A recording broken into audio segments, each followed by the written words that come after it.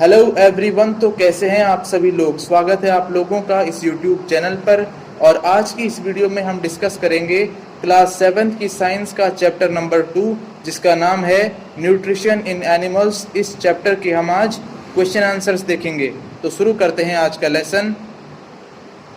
तो देखो, सबसे पहला क्वेश्चन है फिल इन द ब्लैंक्स। तो इसका ए पार्ट है the main steps of nutrition in humans are. तो ह्यूमंस में न्यूट्रिशन के जो मेन स्टेप्स हैं वो हैं, पहला है इंजेशन, दूसरा है डाइजेशन, तीसरा है एब्जॉर्प्शन, चौथा है assimilation and fourth is digestion. तो इस तरह से यहाँ पे इस तरह से ये आएंगे। तो आप इन्हें लिख सकते हैं देख के। उसके बाद जो बी पार्ट है वो है the largest gland in the body is. तो बॉडी की सबसे लार्जेस्ट ग्लैंड कौन सी है, वो है लिवर। तो यहाँ पे आएगा लिवर। उसके बाद अगला है सी है the stomach releases hydrochloric acid and dash juices which act on food. तो स्टमक जो है वो हाइड्रोक्लोरिक एसिड को रिलीज करता है और क्या रिलीज करता है, वो रिलीज करता है डाइजेस्टिव जूसेस। तो यहाँ पे आएगा डाइजेस्टिव। और ये मिलकर क्या करते हैं, फूड पर एक्ट करते हैं। फिर उसके बाद है डी पार्ट है the inner wall of the small intestine has many finger like outgrowths called dash. तो जो स्मॉल इंटेस्टाइन होती है इसकी जो इनर वॉल होती है उस पर कुछ आउटग्रोथ्स होते हैं। उन आउटग्रोथ्स को क्या कहते हैं, विली कहते हैं। फिंगर लाइक आउटग्रोथ्स, तो उन्हें कहते हैं विली। तो यहाँ पे आएगा विली। फिर उसके बाद है कि amoeba digests its food in the dash.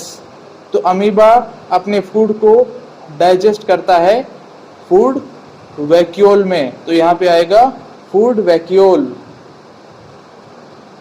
फिर उसके बाद है mark T if the statement is true and F if it is false. तो हमें क्या करना है, हमें या तो ट्रू लिखना है, ट्रू की जगह पे हमें टी लिखना है और फॉल्स की जगह पे हमें एफ लिखना है इन स्टेटमेंट्स में। तो देखो, फर्स्ट है digestion of starch starts in the stomach. तो क्या ये ट्रू है या फॉल्स है, यानी डाइजेशन स्टार्च का हमारे स्टमक में शुरू होता है। तो क्या ये सही है, नहीं, ये है फॉल्स। तो यहाँ पे आएगा एफ। फिर है the tongue helps in mixing food with saliva. तो जो हमारी टंग होती है वो फूड को सलाइवा के साथ मिक्स करने में मदद करती है। तो क्या ये सही है, ये सही है। तो यहाँ पे आएगा ट्रू। फिर है the gall bladder temporarily stores bile. तो जो गॉल ब्लैडर होता है वो टेम्पोरेरीली क्या करता है, बाइल को स्टोर करता है। तो क्या ये सही है, तो है। तो इसलिए यहाँ पे आएगा टी यानी ट्रू। फिर है the ruminants bring back swallowed grass into their mouth and chew it for some time. तो जो रूमिनेंट्स होते हैं वो अपने गले से निकली हुई घास को थोड़ी देर के लिए मुंह में वापस ले आते हैं और उसके बाद इसको च्यू करते हैं यानी चबाते हैं। तो क्या ये सही है, तो ये सही है। तो यहाँ पे आएगा टी यानी ट्रू। फिर है tick mark the correct answer in each of the following. तो यहाँ पे आपको जो सही है उसके आगे आपको सही का यानी राइट का टिक करना है। तो देखो, fat is completely digested in the. तो फैट का डाइजेशन कहाँ पे होता है, कंप्लीटली स्मॉल इंटेस्टाइन में होता है। तो यहाँ पे स्मॉल इंटेस्टाइन के साथ आप राइट टिक करेंगे। फिर उसके बाद है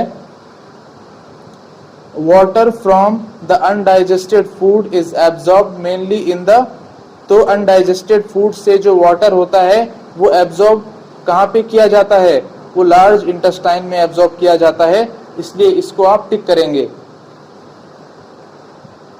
उसके बाद है match the items of column 1 with those given in column 2, तो कॉलम 1 के आइटम्स को आपको कॉलम 2 के आइटम से मैच करना है। तो इसका आंसर आप इस तरह से लिख सकते हैं, ये है कॉलम 1, ये है कॉलम 2। तो फूड कंपोनेंट्स को आप मैच करेंगे प्रोडक्ट्स ऑफ डाइजेशन, ठीक है। फिर है कार्बोहाइड्रेट्स, इसको आप मैच करेंगे शुगर के साथ। फिर है प्रोटीन्स को आप मैच करेंगे इसके साथ, अमीनो एसिड्स के साथ। और फिर है फैट को आप मैच करेंगे फैटी एसिड्स एंड ग्लाइसर के साथ। तो इस तरह से आप इनको मैच करेंगे।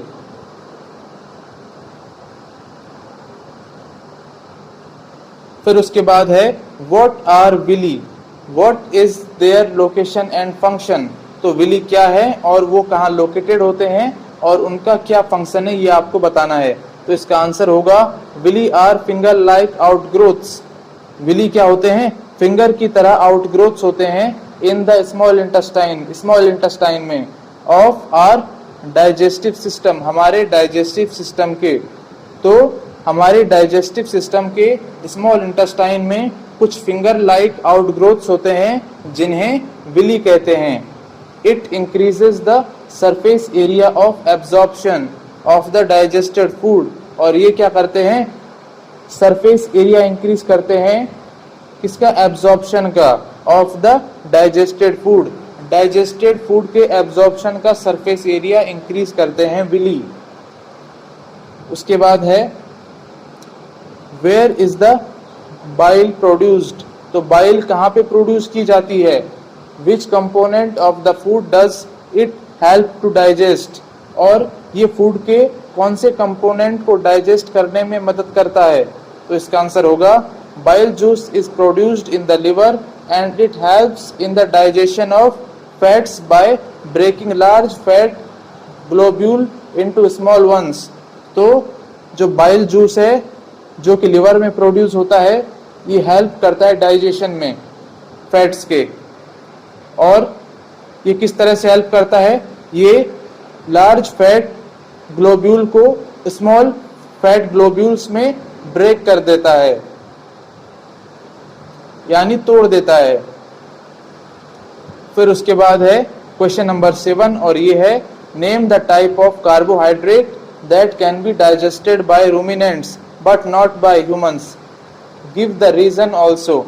तो आपको ऐसे कार्बोहाइड्रेट का नेम बताना है जो कि रूमिनेंट्स के द्वारा डाइजेस्ट किया जा सकता है लेकिन ह्यूमंस के द्वारा नहीं, यानी ह्यूमंस उसे डाइजेस्ट नहीं कर पाते हैं जबकि रूमिनेंट्स उसे डाइजेस्ट कर लेते हैं। तो ऐसा कौन सा कार्बोहाइड्रेट है और ह्यूमंस उसे डाइजेस्ट क्यों नहीं कर पाते हैं, इसका आपको रीजन भी बताना है। तो देखो इसका आंसर होगा cellulose. Cellulose is the carbohydrate that can be digested by ruminants but not by humans. तो सेल्यूलोज एक ऐसा कार्बोहाइड्रेट है जो रूमिनेंट्स से डाइजेस्ट हो जाता है बट ह्यूमन उसे डाइजेस्ट नहीं कर पाते हैं। ऐसा इसलिए है because humans don't have cellulase enzyme, क्योंकि ह्यूमंस में सेल्यूलेज एंजाइम नहीं होता, सेल्यूलेज एंजाइम ह्यूमंस में नहीं होता। That is essential to digest the cellulose, जो कि सेल्यूलोज को डाइजेस्ट करने के लिए जरूरी है। उसके बाद अगला है 8th है why do we get instant energy from glucose. हमें ग्लूकोज से इंस्टेंट एनर्जी यानी तुरंत एनर्जी क्यों मिलती है। तो इसका आंसर है glucose is a simple sugar. जो ग्लूकोज है एक सिंपल शुगर है, so it can be easily absorbed by the blood, और इसीलिए ब्लड इसको आसानी से एब्जॉर्ब कर सकता है। वेयरएज यानी जबकि other carbohydrates are first broken down into glucose, और जबकि जो बाकी के जो कार्बोहाइड्रेट्स हैं ये पहले ग्लूकोज में ब्रेक होते हैं। यानी कार्बोहाइड्रेट्स जब टूटता है तब जाके ग्लूकोज बनता है, and then absorbed by the blood, और उसके बाद ब्लड इसको एब्जॉर्ब कर पाता है। Hence glucose gives instant energy, और इसीलिए जो ग्लूकोज है उससे हमें तुरंत एनर्जी मिलती है। फिर उसके बाद है 9th क्वेश्चन, और ये है which part of the digestive canal is involved इन। तो फर्स्ट है इसका एब्जॉर्प्शन ऑफ फूड। तो एब्जॉर्प्शन ऑफ फूड कहाँ पे होता है? स्मॉल इंटेस्टाइन में। फिर है चीविंग ऑफ फूड, यानी फूड को चबाना। तो फूड को हम कहाँ पे चबाते हैं? बक्कल कैविटी में, ठीक है। फिर है किलिंग ऑफ बैक्टीरिया। तो बैक्टीरिया को कहाँ पे मारते हैं, या कहाँ पे मारा जाता है हमारे डाइजेस्टिव ट्रैक्ट में? ये मारा जाता है स्टमक में। फिर है कंप्लीट डाइजेशन ऑफ फूड। तो फूड का कंप्लीट डाइजेशन कहाँ पे होता है? स्मॉल इंटेस्टाइन में होता है। फिर है फॉर्मेशन ऑफ फेजेस। तो फेजेस का फॉर्मेशन कहाँ पे होता है? लार्ज इंटेस्टाइन में। Right one similarity and one difference between nutrition in amoeba and human beings. तो हमें क्या करना है? हमें one difference and one similarity बतानी है न्यूट्रिशन की, अमीबा में और ह्यूमन बींग्स में। तो देखो, अमीबा और ह्यूमन बींग्स में क्या सिमिलैरिटी है? Both amoeba and human beings have the holozoic type of nutrition. तो दोनों में, यानी अमीबा में भी और ह्यूमन बींग्स में भी क्या होता है? होलोजोइक टाइप का न्यूट्रिशन होता है। उसके बाद देखेंगे डिफरेंस। तो दोनों में, अमीबा में और ह्यूमन में क्या डिफरेंस है? Human intake food through buccal cavity. Human जो है बक्कल कैविटी से फूड का इनटेक करते हैं, जबकि अमीबा क्या करता है? Food is ingested through pseudopodia. जबकि जो अमीबा होता है वो स्यूडोफोडिया की मदद से फूड को लेता है। उसके बाद है क्वेश्चन नंबर 11, और ये है match the items of column 1 with suitable items in column 2। तो कॉलम 1 के आइटम्स को आपको कॉलम 2 के आइटम्स के साथ मैच करना है। तो देखो, कॉलम 1 ये है, कॉलम 2 ये है। तो फर्स्ट है स्लाइवरी ग्लैंड, इसको आप मैच करेंगे इसके साथ, यानी स्लाइवा सिक्रेशन।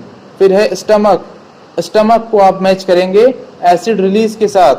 फिर है लिवर, लिवर को आप मैच करेंगे बाइल जूस सिक्रेशन के साथ। फिर है रेक्टम, रेक्टम को आप मैच करेंगे स्टोरेज ऑफ अनडाइजेस्टेड फूड के साथ। फिर है स्मॉल इंटेस्टाइन, और इसको आप मैच करेंगे डाइजेशन इज कंप्लीटेड। फिर है लार्ज इंटेस्टाइन, और इसको आप मैच करेंगे एब्जॉर्प्शन ऑफ वाटर के साथ। तो इस तरह से आप इनको मैच करेंगे। फिर उसके बाद है label figure 2.11 of the digestive system, human digestive system. तो आपको यहाँ पे एक ह्यूमन डाइजेस्टिव सिस्टम का एक डायग्राम आपको दिया हुआ है, और आपको इसके अलग अलग पार्ट्स के नेम बताने हैं। तो देखो, ये वाला जो पार्ट है, ये आम की तरह जो दिख रहा है, ये है स्टमक, ठीक है। और ये है हमारा गॉल ब्लैडर, और ये है यहाँ पे पैनक्रियाज। फिर उसके बाद ये वाली हमारी अंदर वाली जो ये पाइप की तरह दिख रही है, ये है स्मॉल इंटेस्टाइन, और जो उसके बाहर से ये दूसरा पाइप की तरह है, ये है लार्ज इंटेस्टाइन। फिर है यहाँ पे, इसे कहते हैं रेक्टम, और यहाँ पे जो एक छेद होता है इसे कहते हैं आनस।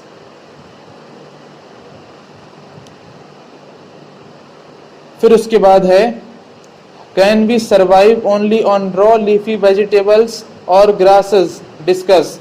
तो आपसे पूछा गया है कि क्या हम केवल रॉ और लीफी वेजिटेबल्स या घास को खाकर जिंदा रह सकते हैं, सरवाइव कर सकते हैं। तो इसका आंसर होगा नो, यानी नहीं। We can not survive only on raw leafy vegetables.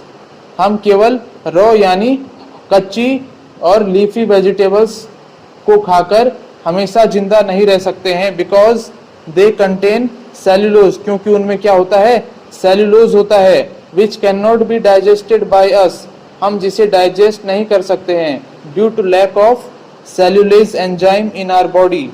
तो सेल्यूलोज एंजाइम की कमी के कारण हमारी बॉडी में क्या होता है, सेल्यूलोज का डाइजेशन नहीं होता। तो सेल्यूलोज एंजाइम की जरूरत हमें होगी, जो कि हमारी बॉडी में होता नहीं है।